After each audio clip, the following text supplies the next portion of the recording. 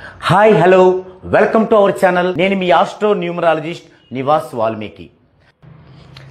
Okay, ఇది ఒక person యొక్క డీటెయిల్స్ ఇలా తీసుకోవాలి. Name Tadepalli Venkata Gangadhar Rao. Calling name అందరూ గంగాధర్ అని పిలుస్తారట. Date of birth 3/5/1984. Time of birth 9 గంటల 3 నిమిషాలు PM ఈవినింగ్.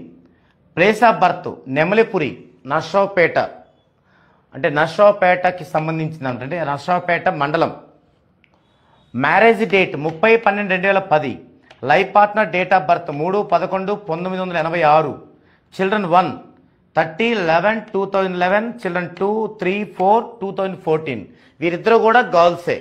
అంటే ఒక పర్సన్కి సంబంధించి మనం చూసేటప్పుడు వారి చిల్డ్రన్స్ బాయా గాళా అనేది మనకు అవసరం లేదు. వారి యొక్క కంప్లీట్ డీటెయిల్స్ కూడా అవసరం లేదు. వారి యొక్క కేవలం డేట్ ఆఫ్ బర్త్ చాలు, అంటే డేటు మంత్ ఇయర్ చాలు అనమాట. ఇవి డీటెయిల్స్. ఇప్పుడు ఈ డీటెయిల్స్ తీసుకొని మనం ఆ యొక్క పర్సన్ యొక్క కంప్లైంట్ డీటెయిల్స్ ఎలా చూడాలి, అసలు అవి చూసేటప్పుడు మనం ఏమేమి మనకి అవి గమనిస్తూ వెళ్ళొచ్చు, ఏ ఏ విషయాలు అనేది చూద్దామండి.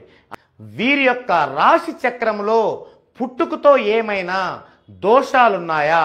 ఏంటవి? 3 దోషాలు ఉంటాయి. 1 కాలసర్ప దోషం, 2 కుజదోషం, 3 పునర్పు దోషం. కాలసర్ప దోషం, కుజదోషం అందరు వింటారు, ఏమంటారు? పునర్పు దోషం అంటే ఏంటంటే మనకి ఆ దోషం ఉన్న వాళ్ళకి వివాహము లేట్ అవుతుంది, సరైన లైఫ్ పార్ట్నర్ లభించరు. కొంతమంది మనం చూస్తుంటాం 45 ఏళ్ళు వచ్చిన వివాహం అవ్వదు, వారికి ఖచ్చితంగా పునర్పు దోషం ఉండుంటుంది అనమాట. అయితే ఇక్కడ కాలసర్ప దోషమైనా, కుజదోషమైనా, పునర్పు దోషమైనా కానీ ఇది మనం నెగిటివ్గానే స్వీకరించాలి. మనం దీన్ని భూతద్దంలో చూసి భయపడాల్సినంత విషయం కాదు. ఒక పర్సన్కు ఉండే నంబర్ ఆఫ్ నెగిటివ్స్లో ఇది ఒక నెగిటివ్. అయితే వీరికి ఉందో లేదో చూద్దామండి. వీరి యొక్క రాశి చక్రాన్ని గమనించాలి మనం. వీరి యొక్క రాశి చక్రం అంటే మళ్ళీ మనం CP కొట్టగానే భావపట్టికలోకి వెళ్తా రాశి చక్రం ఉంటుంది. జనరల్గా మనం తయారు చేసుకున్న దగ్గరే ఉంటుంది. అయితే ఇక్కడ కాలసర్ప దోషం అంటే ఏంటి? లగ్నములో రాహు ఉంటే కాలసర్ప దోషం ఉంటుంది, ద్వితీయములో రాహు ఉంటే కాలసర్ప దోషం ఉంటుంది, అలాగే షష్టమములో 6లో, సప్తమములో 7లో, అష్టమములో 8లో రాహు ఉంటే కాలసర్ప దోషం ఉంటుంది.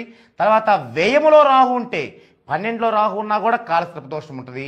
ఇది ఒక పద్ధతి. రెండో పద్ధతి, ఇవి నార్మల్ కాలసర్ప దోషాలు. మరి స్ట్రాంగ్గా ఉండే కాలసర్ప దోషం అంటే 2 గ్రహాల మధ్య, అంటే రాహుకేతువుల మధ్య ఒక పక్కనే అన్ని గ్రహాలు ఉంటే దాన్ని స్ట్రాంగ్ కాలసర్ప దోషము అంటారు. ఉదాహరణకి ఇలా రాశి చక్రం ఉంటుంది, మనకి ఇక్కడ రాహు ఉంది, ఇక్కడ కేతు ఉంది, మిగతా గ్రహాలన్నీ ఇటే ఉన్నాయి, ఇంక ఇట్లేవు. దీన్ని స్ట్రాంగ్గా ఉండే కాలసర్ప దోషం అంటారు. ఇవి 12 రకాలు ఉంటాయి. దీనికి సంబంధించిన కంప్లీట్ వీడియో మనది ఇదే ఛానల్లో వస్తుంది, కేర్ఫుల్గా చూడండి. అయితే ఇక్కడ గమనిస్తే ఫస్ట్ ఇది చూద్దాం. రాహుకేతుల మధ్య గ్రహాలన్నీ ఉన్నాయా? రాహు ఎక్కడున్నాడు? రాహు వృషభములో ఉన్నాడు, కేతువు వృశ్చికములో ఉన్నాడు. ఇక అటు ఉన్నాయి ఇటు ఉన్నాయి గ్రహాలు. సో ఇది లేదు, అంటే స్ట్రాంగ్ కాలసర్ప దోషం అయితే లేదు. ఇక ఇవి చూద్దాం. రాహు ఎక్కడున్నాడో చూద్దాం. మనం చూస్తే రాహులో 13 డిగ్రీలో ఉన్నాడు, కానీ అక్కడ 6వ భావం ఉంది, అంటే దాంట్లో లేనట్టు. సరే, దానికి ముందు 5వ భావంలో ఉన్నట్టు, అంటే రాహు ఎక్కడున్నాడు? 5లో ఉన్నాడు. మరి 5లో ఉంటే కాలసర్ప దోషం లేదు కదా. మనకుంటే 1 2 6 7 8 12, 5లో ఉంటే లేదు. సో వీరికి కాలసర్ప దోషము లేదు. ఇక కుజదోషం చూద్దామండి. కుజదోషం ఉండాలంటే కుజుడు 2 4 8 12లో ఉంటే కుజదోషం. 1లో ఉంటే కుజదోషం ఉండదు, కానీ పనులు ఆగిపోతూ ఉంటాయి.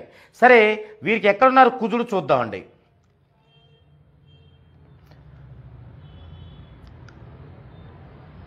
వీరికి కుజుడు ఖచ్చితంగా 12వ భావం ఎడ్జ్లో ఉన్నాడు. ఈ 12వ భావం ఎడ్జ్లో ఉన్నాడు, అంటే 11 కంప్లీట్ అయింది, 12వ భావంకి వెళ్ళి. ఎందుకంటే ఇక్కడ మనకి తులాలో 12వ భావం 29 డిగ్రీలు ఉంటే కుజుడు కూడా 29 డిగ్రీలు ఉన్నాడు, అంటే ఇంచుమించు ఎంటర్ అవుతున్నాడు కుజ దోషంలోకి. అంటే కంప్లీట్గా కుజదోషం కానప్పటికీ దాని పరిణామాలు ఉంటాయి. ఏముంటాయి? మామూలుగా కుజదోషం ఉంటే ఏముంటుంది? పునర్పు దోషంలాగే ఇంచుమించు.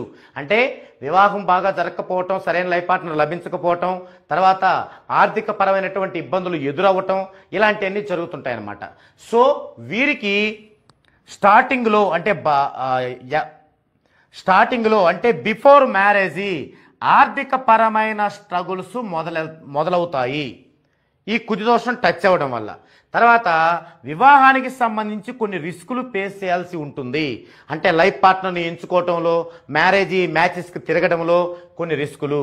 ఆఫ్టర్ మ్యారేజ్ కూడా ఈ యొక్క ఆర్థిక ప్రభావం చేత వైవాహిక జీవితంలో కొంత డిసప్పాయింట్మెంట్ పొందాల్సి ఉంటుంది. ఇది సూచిస్తుంది. ఇది ఒక నెగిటివ్గా స్వీకరించాలి. సో మనకి -1 వచ్చింది.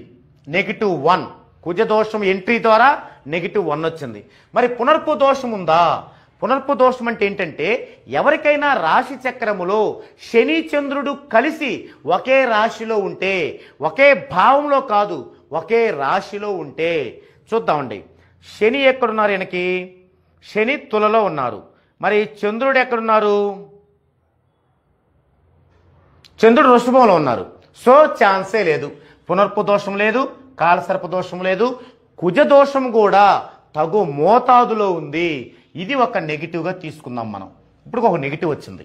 సో ఇక మనం దీనికి సంబంధించి ఆస్ట్రాలజీకి సంబంధించిన న్యూమరాలజీ పార్ట్ ఏదైతే ఉందో అది ఫినిష్ అయిపోయింది.